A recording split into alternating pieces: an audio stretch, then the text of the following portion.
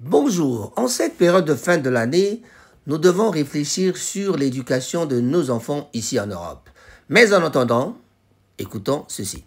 Le 31 décembre, en VIP, New Year VIP Event, tout le monde est cordialement invité pour assister à une soirée terrible. Venez nombreux chez Caribou Restaurant.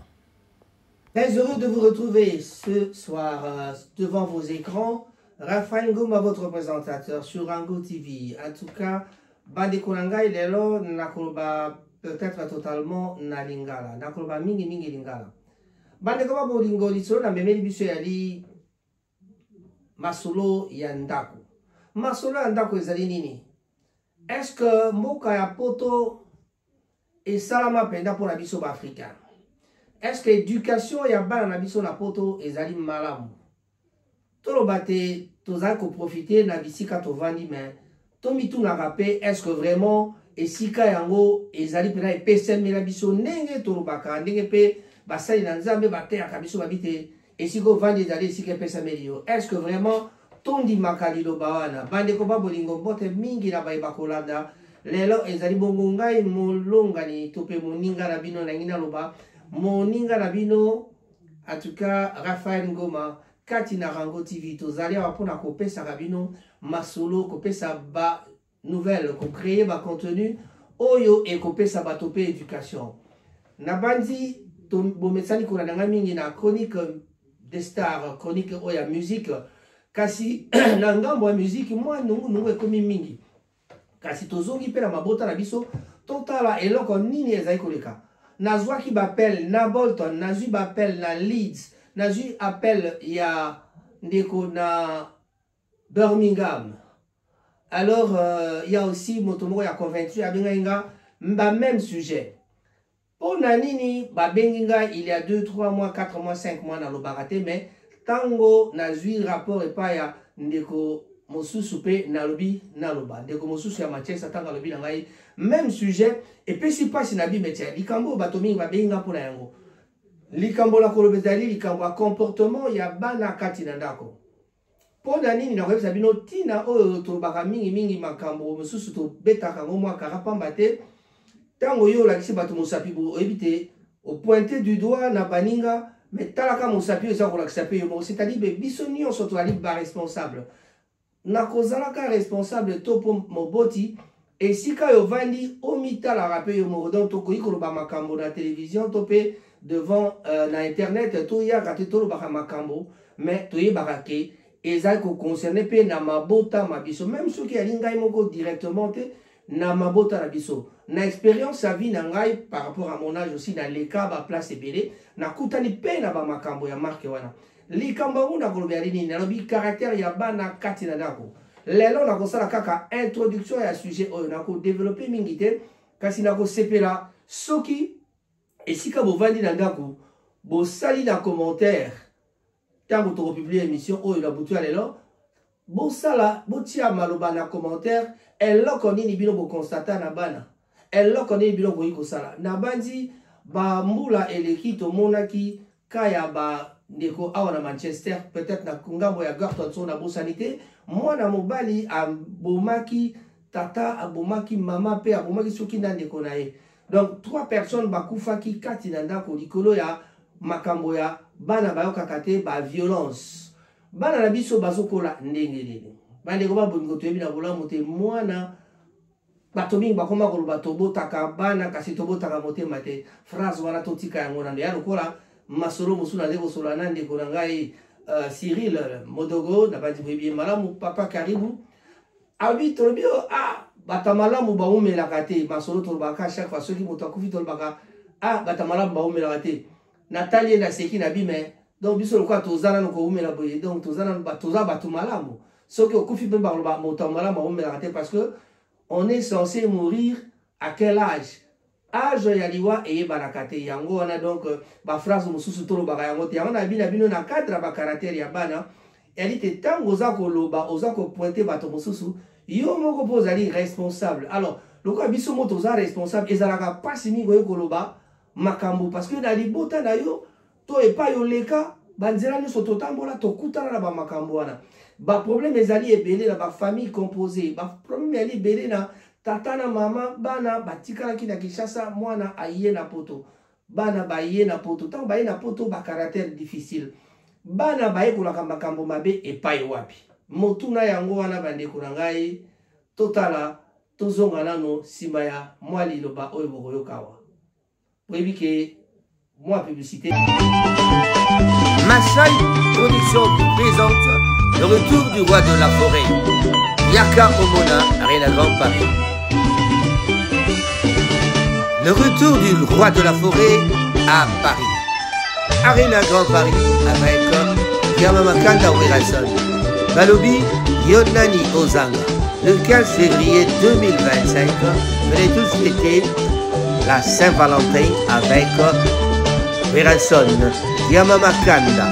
Arena Grand Paris va vibrer au son de Werason et Musica Maison Mère. Balobia, Yonani, Ozanga et Kozala Matata.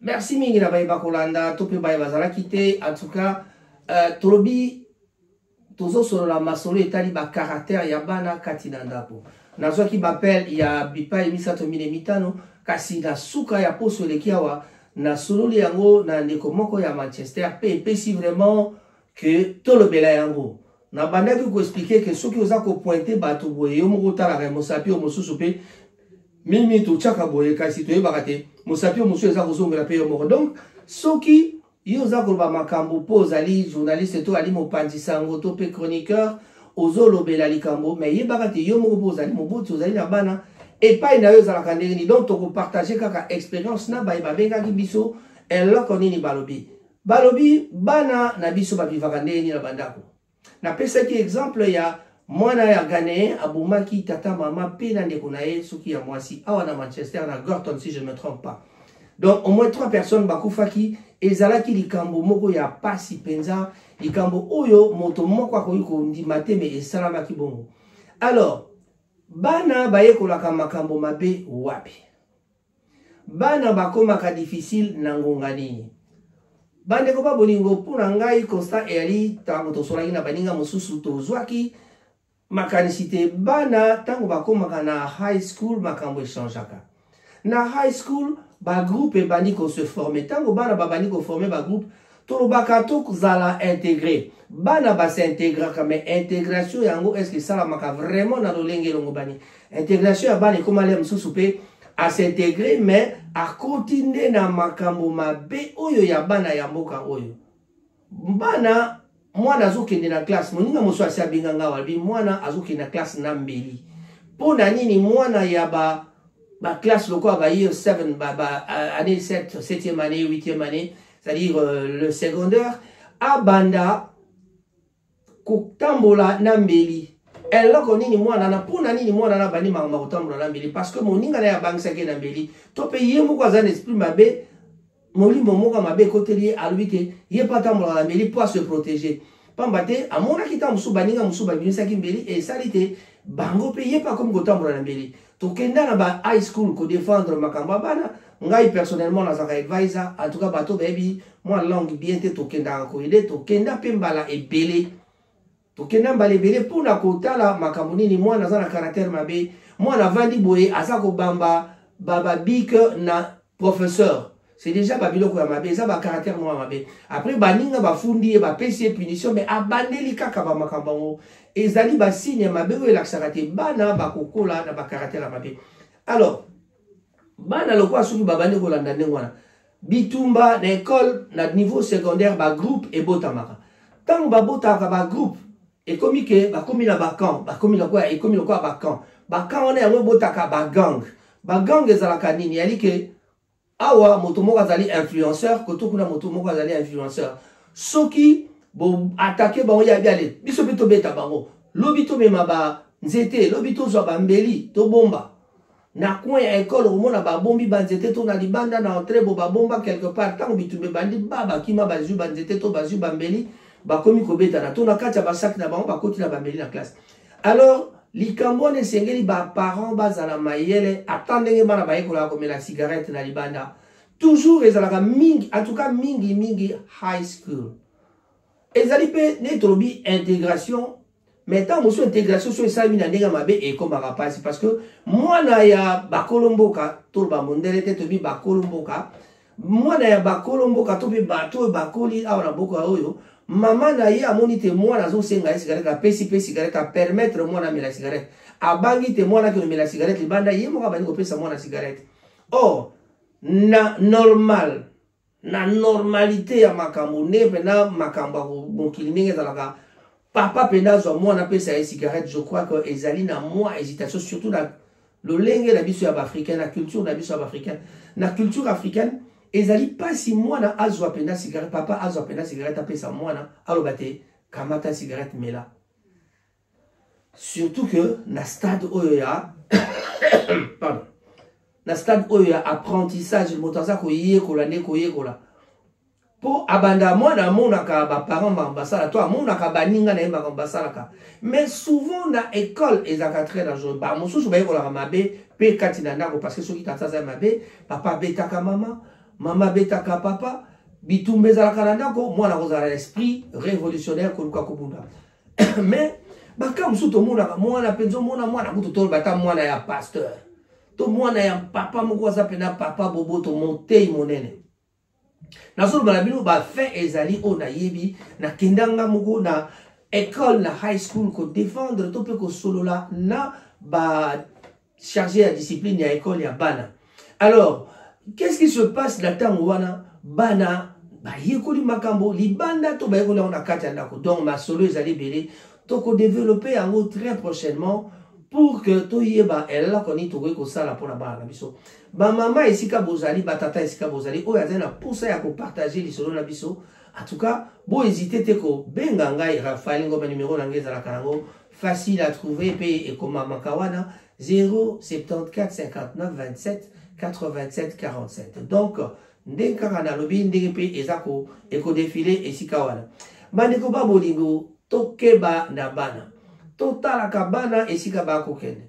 Sakoshi ya mwana atana kilo ndende torobaka tala yango mwana yeba te tango yoza ko contrôler sac nae pamba te okomona mwana aye na cigarette na ndako akorobana yo ayanga te zali ya moninga na ngalo kwa ya mela cigarette abaya aboya ba parane baboya ka yango na simbele siko yo lingi ko memela moninga na cigarette bongo biso na ndako neto ndima cigarette okambati yango pasule yango lobi mwana zongi awa asia zokaki mwa muke nini ate mukolo cigarette silika kilo kwa na zena mboka ozongi cigarette na ite funda zongi sango balabi na ngaso bila ke classe bakawana ezalaka ebele mwana bopesie mwa mbongo ya bapesi mwana mbongo ya kulia na classe asomba lipa somba kuka toazwa pack lunch na ye ekomeli biso nga ekomeli ngambo moya somba nini ya lita kamati mbongo na ye alete apesi na moninga pour que moninga azwa cigarette na ye. Bandeko ba bolingo to sala keba na bana to sala attention bana ba yekola makambo mingi libanda parce que soki akenda libanda bano bakoli par exemple après 18 ans à partir de 18 ans awa damboko yo to yebaka que soko mwana longo na âge ya 13 ans mwana oya koli awa to abandaki école primaire ayebisa o papa nazali susu teenage te c'est-à-dire naza sulu a teen te teen yalaka ba 17 13 donc soko longo na 13 ans au longo na 17 ans 19 ans soko mina 20 so alongo kana akomi na 19 alongo 19 ans alobi alongo teenager c'est-à-dire akomi na ye majeur pour na ye parce que ba teen wana bango babenga bango ba teenager.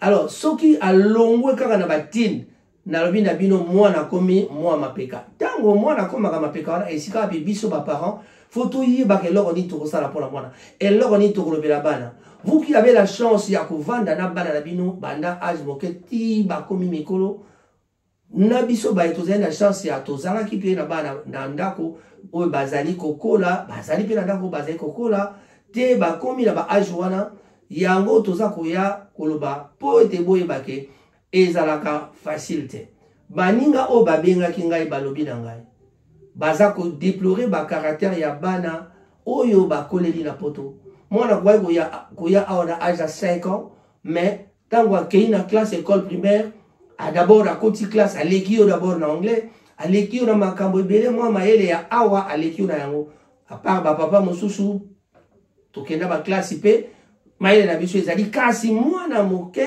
na mayele ya dazolo ba mayele akoloba langue ya awa c'est-à-dire mboka lokwa tolbaka awa na anglais tolbaka anglais pe na France balbaka français ezali lolenge moko na bamboka nyonso bana so bayebi langue basintégraka plus. Soirée VIP à ne pas manquer le 31 décembre 2025 sur 2 Palfrey Place chez Caribou Restaurant. Postcode M126BY. Balobi Yonani Ozanga. Mokolo le 31 décembre 2024. Balobi soirée Ezalina Talomoke 10 livres seulement. Mokolo wana 2 bars Ekofungwama avec 2 DJ Ekozala Matata. Caribou Restaurant à Koyambabino, Kasi, Rango TV, Nekov TV, Pepa Koyambabino. 2 bars Ekofungwama, Namokoloana, Talomoke, 10 livres Pamba Pona, soirée VIP. Holingi soirée VIP, réservez déjà dès maintenant. Yo Okozanga Pona Nini. Rango TV, na Nekov TV, ba Bombelibino et Sika Yako Sepela. La musique du monde Ekobeta, la musique internationale, toutes les nouveautés du moment. Bino que Nyoso et Zakobini Sabato, Bakobini Sabino. Na accueil chaleureux, ya Papa Cyril Modogo, na Mama Lisa, na cuisine Yasuka. Ladies and gentlemen, service you are bien all organisé invited in et New venez Year nombreux de pas event manquer. VIP. 31st December 2024, Caribou Restaurant. Na yango bandeko esengeli na biso tozala ekenge na bana. En tout cas, eloko tozali ko déplorer yali ba caractère ya bana oyo bazali kokola kati na mboka poto. Botosi ezalaka te. Bayebi misala na ndako te. Ba mama to misala na ba système ya poto boyin ko tia bato. Ba raison ezali ebele na ko devancer bino te. Ba raison ezali ebele awa banda ko chambre nyonso ezalaka na télévision. Moi, la souka koti na chambre, ma kambakotala, motomo a contrôle gâté. Alors que, et puis, la chaîne, tant sous moi, la souka si akoli, a vous appelé la chaîne oyo ya lingi. Donc, bino ba parents, moi, vous t'ako changer ba makamna ezalité. Et pas yo ba parents, ba mekaka kosala ba makambo nanko, et pas ya ba natala, et si ka makambo ebe baka, moi na olie a landa, tant sous a oyo kate. Ba mamba musu basala kadeti ba kotala ba makambo ba caractère oyo, ya ko beta bana. Dès quoi to mesala kosala na mboka oyo ba papa mingi na mboka Congo to na Afrika ba mesala kosala ya kobeta ka bana et sala epesa ba problème bana mingi ba bimana ndako bana mingi bakoma têtu kasi problème ya bana ezali surtout nini baye kola misala ata kolamba baye ba kosokola ndako kosala misala ya ndako bana esengeli vraiment baye ba makambana soki bana bayebi misala te en tout cas Bosto salaka l'impossible tokoka ko convaincre bana. Ba parents il faut to sala tout convaincre bana. Grana sina yamba mutu aye avandi aye bikolamba te balobine lamba soso akamati achena nzungu na ba pat asangisa te na tomate atia alamba mbala moko. Nabi nabino poto nano monate ti il fallait qu'on la kisa motope à comprendre. Et pas inazali ako sala na commentaire na yebi ka koza occasion akotala ako sala na commentaire donc mutu akamati soso ya mubesu akati atie na nzungu azui ba pat atie na nzungu azui tomate atie pona ye eto okaso ke beli bandeko ba bolingo jamais balamba soso na ba pat tomate tope mafuta rusangisa esika moko ezalaka te soki émission esepelisi bino bobanga te benga tope sala manifestez-vous na commentaire. En tout cas, na kopé savoir titre yango ndenge na lobi tozai koloba na ngai na lobate na koloba mo titre yango na français pour na ko faire comprendre bateau balanda qui te pona pesa mo elengi na baye bayo kaka mangala peut-être bien te mais to ko sala yango na bato mozuzu bato bakoya ba inviter bakozala bayo ka la langue nyoso balingi koyoka toza pe na ba jeune fille balobaka anglais bien tokokamata bango tokosolola na bango bamama bapapa oyo bamoni mpe balingi kosolola basola tokosolola mpe na bana na biso toyeba eloko nini bango balingaka mama oyo amoni te mwana azalaka mwa mobulu tinda ye aya nasolola na ye mpe toleka na émission toloba toyeba eloko nini bana balingaka toencourage bango te kasi tomeka mpe kotala ndenge nini tokoki kokotisa communion entre biso na bana. Je voulais dire ceci. J'étais en train de parler de l'intégration par rapport au caractère des enfants. Est-ce que l'intégration de nos enfants, ça se fait normalement ou bien les enfants s'intègrent à leur façon en adoptant la culture de par ici, c'est-à-dire du pays où ce que l'on vit? C'est un problème sérieux, c'est vraiment un des problèmes qu'il faut vraiment bannir dans la société pour éviter qu'il y ait de problèmes. J'avais donné l'exemple d'une famille canadienne qui a été massacrée par un de leurs fils qui a tué les parents et une de ses sœurs, je crois. Alors, c'était vraiment déplorable. Et c'est ici à Manchester que cela s'est passé.